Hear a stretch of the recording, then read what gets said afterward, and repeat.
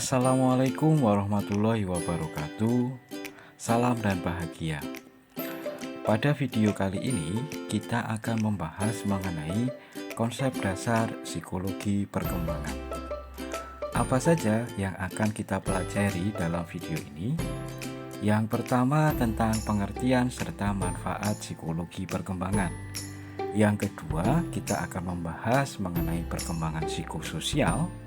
Yang ketiga, kita akan membahas perkembangan kognitif. Namun, sebelum itu kita review sebentar pemahaman kita mengenai pengertian dari psikologi. Apa sih yang kita sebut sebagai psikologi? Psikologi adalah ilmu pengetahuan yang mempelajari tentang perilaku dan proses mental yang diperoleh dengan menggunakan pendekatan ilmiah berdasarkan data empiris dan sistematis. Sedangkan fungsi psikologi yang pertama adalah fungsi untuk mendeskripsikan atau menjelaskan.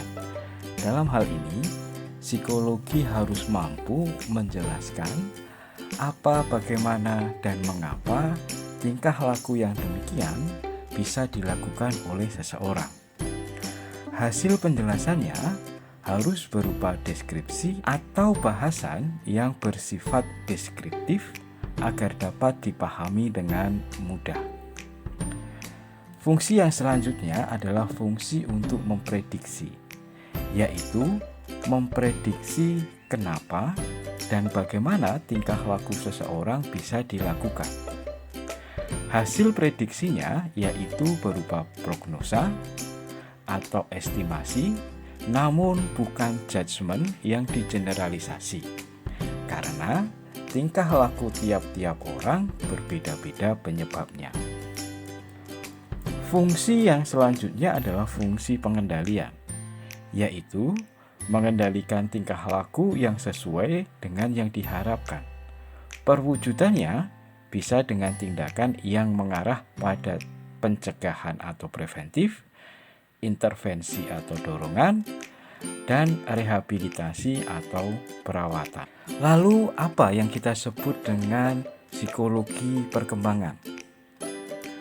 Psikologi perkembangan diartikan sebagai suatu ilmu psikologi yang membahas tentang masalah-masalah perkembangan manusia mulai dari usia awal sampai dengan usia akhir. Sebelumnya, mari kita bedakan terlebih dahulu pertumbuhan dan perkembangan. Apa yang dimaksud dengan pertumbuhan dan apa yang dimaksud dengan perkembangan? Pertumbuhan adalah proses perubahan ukuran secara fisik dan biologis yang bersifat kuantitatif, artinya dapat diukur. Sebagai contoh misalnya pertumbuhan tinggi badan, pertumbuhan berat badan, dan lain sebagainya. Sedangkan perkembangan adalah proses perubahan kualitatif sehingga menjadi lebih sempurna atau matang atau menuju ke dewasaan. Sebagai contoh misalnya, proses perkembangan anak saat bayi belum bisa berjalan, tetapi seiring bertambahnya usia dan pertumbuhan organ-organ motoriknya, ia dapat berjalan ataupun bisa menggunakan sepeda. Sampai di sini sudah cukup jelas teman-teman. Jadi ada perbedaan antara dua istilah, antara pertumbuhan dan perkembangan. Selanjutnya, apa sih manfaat mempelajari psikologi perkembangan? Yang pertama, untuk memahami perkembangan dan pertumbuhan anak pada tiap tahap perkembangannya. Manfaat yang kedua, mengarahkan seseorang untuk berperilaku yang selaras sesuai dengan tingkat perkembangannya. Nah, yang ketiga, khususnya bagi pendidik, dapat memahami dan memberikan bimbingan kepada anak, sejalan dengan tahap perkembangan anak didiknya. Selanjutnya, mari kita bahas mengenai tahap perkembangan kognitif yang terjadi pada individu. Perkembangan kognitif menurut Piaget adalah suatu proses genetik, yaitu suatu proses yang didasarkan atas mekanisme biologis perkembangan sistem. Semakin bertambah umur seseorang, maka makin komplekslah susunan sel sarafnya dan makin meningkat pula kemampuan berpikirnya. Selanjutnya, Piaget membagi tahap perkembangan kognitif menjadi 4 tahap. Mari kita bahas satu persatu. Tahap perkembangan kognitif yang pertama adalah tahap sensori motorik. Perkembangan kognitif tahap ini terjadi pada usia 0-2 tahun.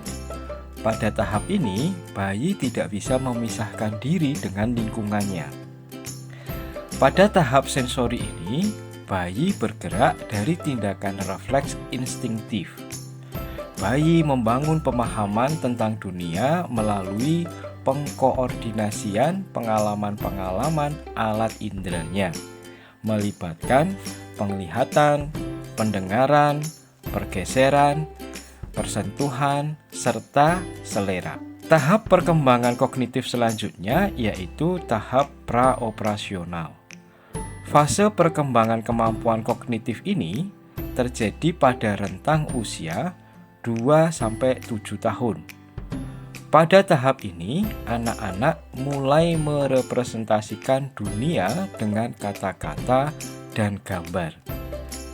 Kata-kata dan gambar-gambar ini menunjukkan adanya peningkatan pemikiran simbolis dan melampaui hubungan informasi indrawi serta tindakan fisik. Cara berpikir anak pada tingkatan ini masih bersifat tidak sistematis. Tahap perkembangan yang selanjutnya adalah tahap operasional konkret. Pada tahap ini terjadi pada usia 7-11 tahun. Pada tahap ini anak akan dapat berpikir secara logis mengenai peristiwa-peristiwa yang konkret dan mengklasifikasikan benda-benda ke dalam bentuk-bentuk yang berbeda. Kemampuan untuk mengklasifikasikan sesuatu sudah ada pada tahap ini, tetapi belum bisa memecahkan problem-problem yang bersifat abstrak. Yang selanjutnya yaitu tahap operasional formal. Tahap ini terjadi pada rentang usia lebih dari 11 tahun menuju dewasa. Fase ini dikenal juga dengan istilah masa remaja. Remaja berpikir dengan cara yang lebih abstrak, logis, serta idealis. Tahap perkembangan selanjutnya adalah tahap perkembangan moral. Menurut Lawrence Kohlberg, perkembangan moral adalah ukuran dari tinggi rendahnya moral seseorang berdasarkan perkembangan penalaran moralnya. Lebih lanjut, ketika dilahirkan, anak belum dan tidak membawa aspek moral. Aspek moral merupakan sesuatu yang berkembang dan dikembangkan. Selanjutnya, Kohlberg membagi perkembangan moral menjadi 3 tingkatan. Masing-masing tingkatan terdiri dari 2 tahapan. Mari kita bahas satu persatu. Tingkat perkembangan moral yang pertama adalah tingkat prakonvensional. Tingkat penalaran moral ini umumnya hadir pada anak-anak, walaupun orang dewasa juga dapat menunjukkan penalaran dalam tahap ini. Seseorang yang terletak dalam tingkat penalaran prakonvensional menilai moralitas dari suatu tindakan berdasarkan konsekuensinya secara langsung. Tingkat prakonvensional terdiri dari 2 tahapan awal, yakni orientasi hukuman dan kepatuhan pada tahap pertama dan orientasi instrumen relativis pada tahap kedua. Dalam orientasi hukuman dan kepatuhan, individu-individu memfokuskan diri pada konsekuensi langsung dari tindakan mereka. Sebagai contoh, suatu tindakan diasumsikan sebagai aib secara moral bila orang yang melakukannya tersebut dihukum. Semakin keras hukuman yang diberikan, diasumsikan semakin tindakan tersebut merupakan aib. Dalam orientasi instrumental relativis, berlaku asumsi apa untungnya buat saya. Penalaran dalam tahap ini kurang menunjukkan perhatian pada kebutuhan orang panutan.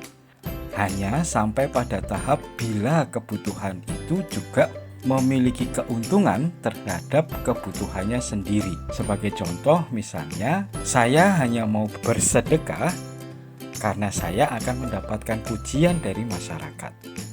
Tingkatan yang selanjutnya disebut sebagai tingkat konvensional. Tingkat konvensional umumnya hadir pada seorang remaja atau orang dewasa.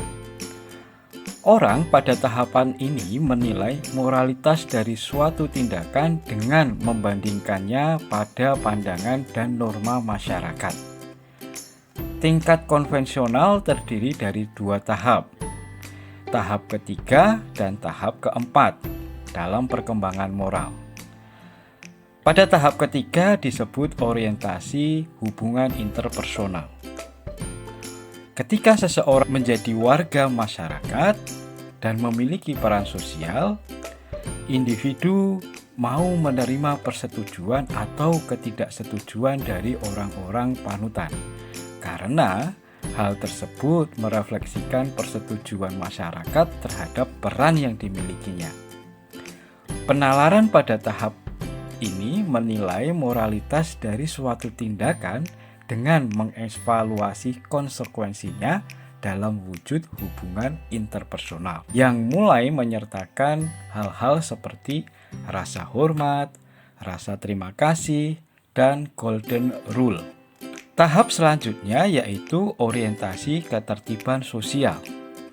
Dalam tahap keempat ini adalah penting sebagai individu untuk mematuhi hukum, norma, keputusan, dan aturan yang ada di dalam masyarakat. Karena hal tersebut berguna dalam memelihara ketertiban masyarakat. Penalaran moral dalam tahap 4 ini lebih dari sekedar kebutuhan akan penerimaan individual seperti dalam tahap 3, namun menempatkan kepentingan umum masyarakat di atas kepentingan pribadi. Tingkat moralitas yang ketiga sekaligus yang tertinggi yakni tingkat moralitas pasca konvensional. Tingkat ini merupakan tingkat perkembangan moral tertinggi, ditandai dengan mulai mempertanyakan apakah yang mereka lihat di sekitar mereka baik atau buruk. Tingkat moralitas pasca konvensional terdiri dari orientasi konstruk sosial legalistik pada tahap kelima, serta orientasi prinsip etik universal pada tahap keenam. Pada tahap orientasi konstruk sosial legalistik, masyarakat harus berfungsi sebagai kontrak sosial, di mana tujuan setiap individu adalah untuk memajukan masyarakat secara keseluruhan. Dalam konteks ini, moralitas dan hak individu seperti kehidupan dan kebebasan akan lebih diutamakan daripada hukum tertentu. Nah, sejalan dengan itu, hukum akan dilihat dan dikaji sebagai kontrak sosial, bukan sebagai keputusan yang kaku. Aturan-aturan yang tidak mengakibatkan kesejahteraan sosial harus diubah demi memenuhi kebutuhan kesejahteraan sosial. Orientasi prinsip etis universal termasuk dalam tahap 6, yaitu penalaran moral berdasar pada penalaran yang menggunakan prinsip-prinsip serta etika universal. Dalam pandangan ini, hukum dipandang hanya valid bila berdasarkan pada keadilan. Seseorang dalam tahap ini harus memiliki etika universal.